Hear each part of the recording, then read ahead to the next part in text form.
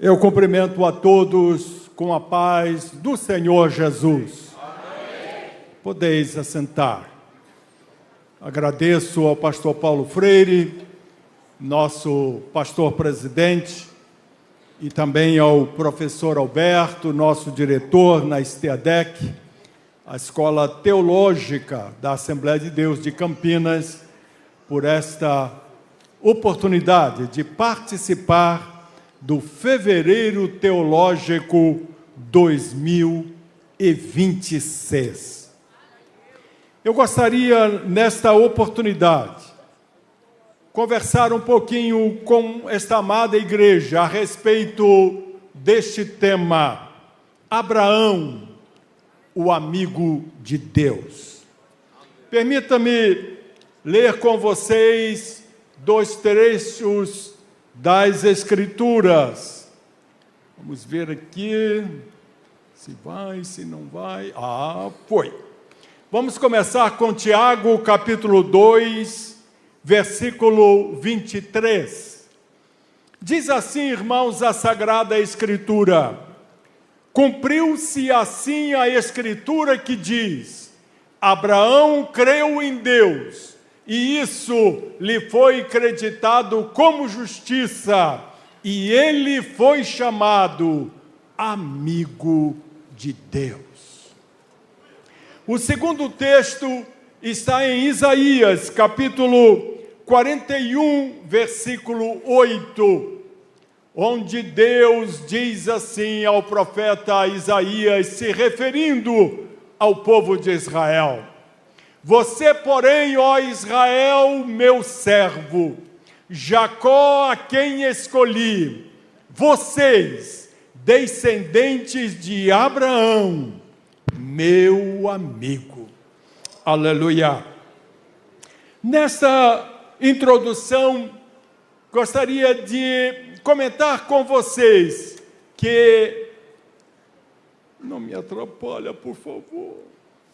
Ai, que tristeza. A tecnologia continua pegando peça para a gente, né? Isso, obrigado. Aí alguém aí me ajude, por favor. Meus amados, a mensagem desta noite, no Fevereiro Teológico da STEADEC, me fez lembrar de um fato triste. O mundo encontra-se num estado de caos, e as coisas não parecem estar melhorando. E daí eu fiz esta pergunta a mim mesmo: qual é o problema? Meus amados, a origem de tudo isso, desse estado de caos em que o mundo vive hoje, remonta aos acontecimentos registrados no livro de Gênesis.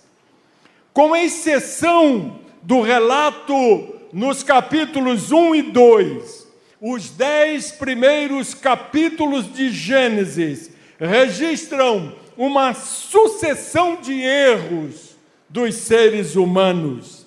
Erros estes que estão se repetindo no dia de hoje. No capítulo 3, o homem e a mulher desobedeceram a Deus e foram expulsos do jardim do Éden. No capítulo 4, Caim matou seu irmão Abel e mentiu sobre o que havia feito. Nos capítulos 6, 7 e 8, a humanidade tornou-se tão corrompida que Deus limpou a terra com um dilúvio. No capítulo 9, Noé embriagou-se e seu filho Caim viu a sua nudez. E no capítulo 10, os seres humanos, rebelando-se contra Deus, construíram uma cidade e uma torre. E Deus precisou mandar confusão de línguas para acabar com essa rebelião. O que vemos aqui? Desobediência, homicídio, engano, bebedeira, nudez, rebelião. Por isso eu pergunto a vocês, parecem coisas bem atuais, não é? Parece que está muito ligado a nós.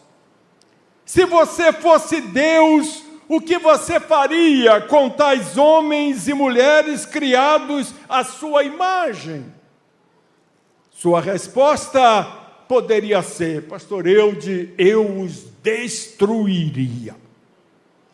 Mas vejam bem, que não foi isso o que Deus fez. Antes, Deus chamou um homem e sua esposa para que deixassem seu lar e fossem para uma nova terra, de modo que pudessem dar um recomeço à humanidade.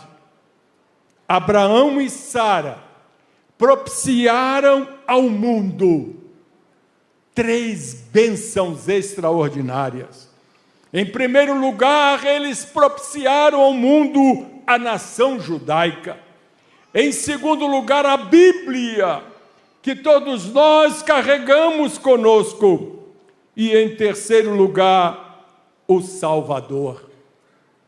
Por isso eu pergunto, onde estaríamos hoje se Abraão e Sara não tivessem confiado em Deus?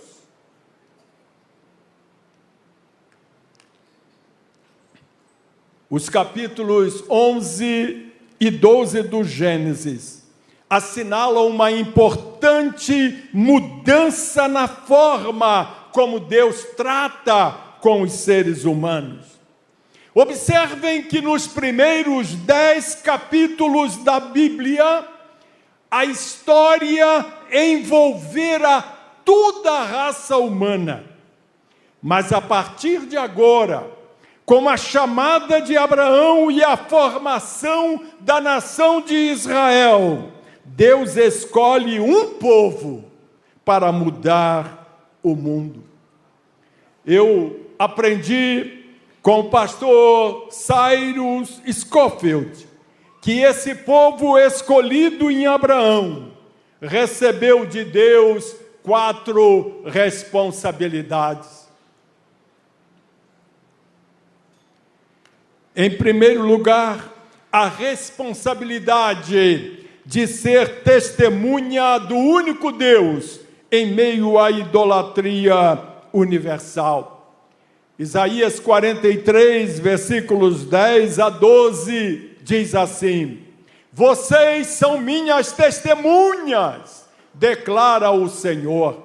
Eu mesmo sou o Senhor, e além de mim não há Salvador algum.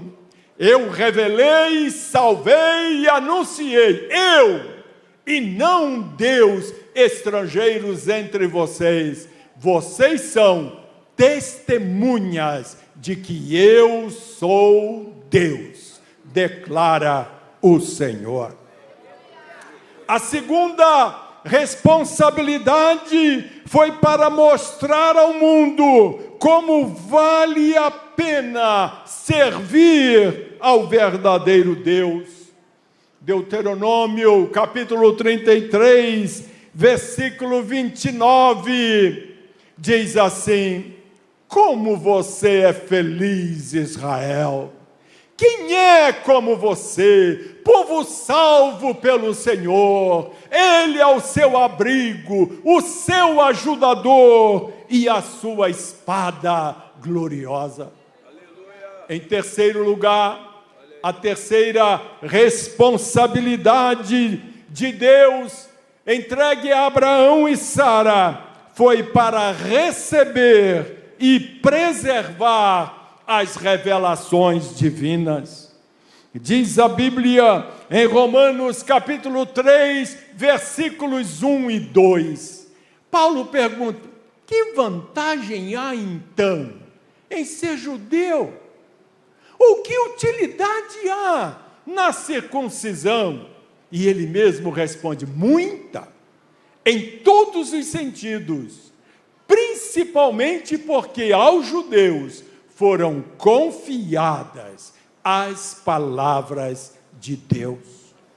E em quarto lugar, a quarta responsabilidade que esse povo escolhido em Abraão e Sara recebeu foi para trazer o Messias ao mundo. O Novo Testamento começa dizendo: registro da genealogia de Jesus Cristo, filho de Davi, filho de Abraão. Meus amados, consideremos os elementos envolvidos na experiência de Abraão e Sara. Vejamos, em primeiro lugar, a chamada de Abraão. Vejam vocês que Deus chama Abraão no meio da idolatria, quando se encontrava em Ur dos Caldeus, uma cidade dedicada a Nanar, o deus Lua. Abraão não conhecia o verdadeiro Deus e não havia feito nada para merecer conhecê-lo, mas em sua graça Deus o chamou. Diz Estevão, o primeiro mártir da igreja, em Atos capítulo 7, versículo 2, o Deus glorioso apareceu a Abraão, nosso pai. Portanto, querida igreja, foi um chamado para que Abraão se separasse da corrupção ao seu redor, e ele obedeceu pela fé. Hebreus capítulo 11, versículo 8, registra: pela fé Abraão, quando chamado, obedeceu. Isto nos ensina, amados, que a verdadeira fé baseia-se na palavra de Deus e nos conduz à obediência. Por que Deus chamou Abraão? O pastor Warren Wiersbe faleceu em novembro de 2019. Ele escreveu em um de seus livros que há pelo menos 3 motivos pelos quais Deus chamou Abraão e Sara. O primeiro motivo foi em seu amor. Deus estava preocupado com a salvação deles, de modo que revelou sua glória e compartilhou com eles sua bondade e promessas bondosas. Mas além da salvação pessoal deles, o propósito de Deus era abençoar todos os povos da terra. E isso aconteceu quando Deus enviou seu Filho ao mundo, por meio do povo de Israel. Mas o terceiro motivo pelo qual Deus chamou Abraão e Sara foi porque existe, neste terceiro motivo, uma realidade maravilhosa. A vida de Abraão é um exemplo para todos os cristãos que desejam andar pela fé. Abraão foi salvo pela fé. Observe esses textos sagrados. Gênesis capítulo 15, versículo 6. Abraão creu no Senhor, e isso lhe foi creditado como justiça. Abraão viveu pela fé. Hebreus 11, versículo 11, pela fé Abraão e também a própria Sara, apesar de estéril e avançada em idade, recebeu poder para gerar um filho, porque considerou fiel aquele que lhe havia feito a promessa. Abraão obedeceu pela fé.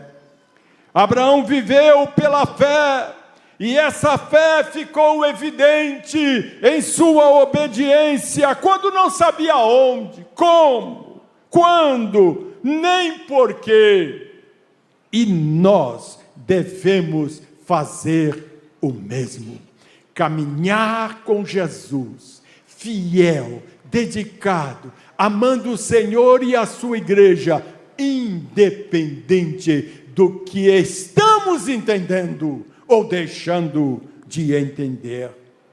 Mas além da chamada de Abraão, eu gostaria também de registrar a aliança de Deus com Abraão. Em Gênesis capítulo 12, versículos 1 a 3, a palavra de Deus diz assim: Então o Senhor disse a Abrão: saia da sua terra, do meio dos seus parentes e da casa de seu pai, e vá para a terra que eu lhe mostrarei. Farei de você um grande povo, e o abençoarei, tornarei famoso o seu nome, e você será uma bênção. Abençoarei os que o abençoarem, e amaldiçoarei os que o amaldiçoarem, e por meio de você, todos os povos da terra serão abençoados. Eu e você estamos incluídos nesta promessa de Deus a Abraão. Queridos, a fé não se baseia em sentimentos, apesar de as emoções fazerem parte da experiência de fé em certas ocasiões, mas a verdadeira fé baseia-se na palavra de Deus. Romanos capítulo 10, versículo 17. A fé vem por ouvir a mensagem, e a mensagem é ouvida mediante a palavra de Cristo. Veja, meus irmãos, que não somos salvos ao fazer promessas a Deus. Não são nossas promessas que nos tornam novas criaturas em Cristo Jesus, mas nós somos salvos ao crer nas promessas de Deus. Aleluia! Foi Deus que em sua graça deu sua aliança a Abraão, e ele respondeu com fé e obediência, como já vimos em Hebreus 11. A maneira como você responde às promessas de Deus determina aquilo que ele fará em sua vida. Deus não deu a Abraão motivos ou explicações, deu-lhe simplesmente 7 promessas registradas em Gênesis 12, em 15 e em 22. Quais foram essas 7 promessas? Grande nação, bênção pessoal, fonte de bênção para outros, proteção divina, bênção universal, terra e descendência numerosa. Amados, Deus nos abençoa para que possamos ser uma bênção para outros. E a sua grande preocupação é que o mundo todo seja abençoado. É isso que Deus espera. Portanto, queridos, volte para casa esta noite com esta convicção alicerçada em seu coração. Que convicção é esta? Somos abençoados para que sejamos uma bênção. Em terceiro lugar, o compromisso de Abraão com Deus.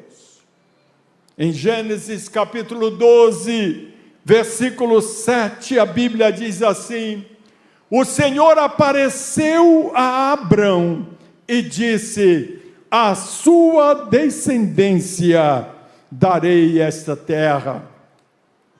Thomas Fuller, um grande pregador do século XIX, ele disse que toda a humanidade está dividida em 3 classes: os planejadores, os empreendedores e os realizadores. É possível que Tera, pai de Abraão, fosse um planejador, mas não chegou à terra da promessa. Até certa altura, Ló foi um empreendedor, mas fracassou terrivelmente, pois não foi capaz de andar pela fé. Mas Abraão e Sara foram realizadores, pois confiaram em Deus para realizar aquilo que Deus havia prometido. Eu quero concluir com esta afirmação: a fé exige compromisso. Às vezes eu tenho a impressão de que compromisso é algo em extinção no mundo de hoje. Muitas pessoas não querem se comprometer com seu emprego, não querem se comprometer com seus votos matrimoniais, nem se comprometer uma com as outras. Uma expressão muito comum que ouvimos da parte de muita gente, inclusive na igreja, é dizer: eu vou fazer as minhas coisas do meu jeito. Amados, essa é a essência da filosofia de nosso tempo e também a atitude que invadiu as igrejas. Muitos cristãos não se comprometem com uma atividade na igreja e vão de uma igreja para outra, mas que a próxima geração possa olhar para nós e dizer: eles foram fiéis. Amigos gostam de estar perto, se alegram com a comunhão com seus amigos. Abraão era amigo de Deus. E você é amigo de Deus? Não servimos a um ídolo mudo, mas a um Deus pessoal, que se relaciona com seus filhos e filhas. E eu termino citando João capítulo 10, versículo 27. Disse Jesus: as minhas ovelhas ouvem a minha voz. Eu as conheço e elas me seguem. Louvado seja o nome de nosso Senhor e Salvador Jesus Cristo. Amém.